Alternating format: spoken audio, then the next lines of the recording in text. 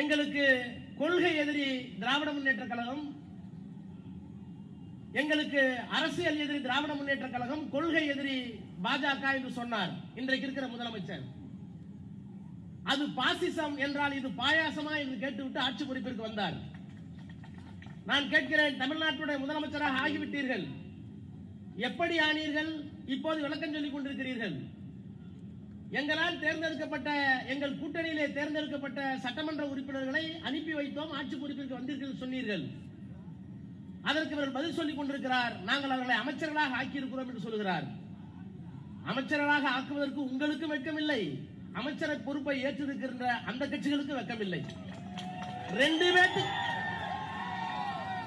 அரசியலில் வெட்கமில்லாத ரெண்டு பேர் சேர்ந்து கொண்டு நாங்கள் ஆட்சியை நடத்துகிறோம் என்றால் நாங்கள் ஏன் வருத்தப்பட வேண்டும்? நாங்கள் ஏன் வருத்தப்பட வேண்டும்? இதற்கு முதலமைச்சர் அந்த ஸ்கிரிப்ட் மட்டும் பார்க்காம படிக்கிறார். நேற்று ராத்திரி ஃபுல்லா ரிஹர்சல், மற்றதெல்லாம் பார்த்து படிக்கிறார். கரெக்டா நம்மளை திட்டும் போது மட்டும் ராத்திரி ஃபுல்லா ரீல்.